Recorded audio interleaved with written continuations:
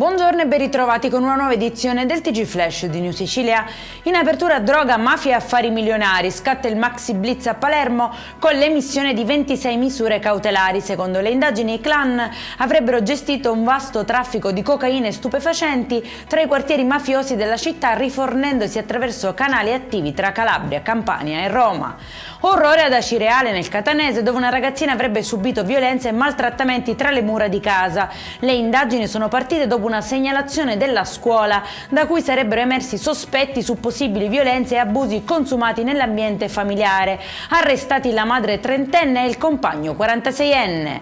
Acqua contaminata e con tracce batteriche di origine fecale distribuita tramite autobotte a Favara, nell'Agrigentino. Denunciato un uomo dopo i controlli dei carabinieri. Sequestrati il pozzo abusivo e il mezzo utilizzato per il trasporto dell'acqua, dichiarata non idonea al consumo umano.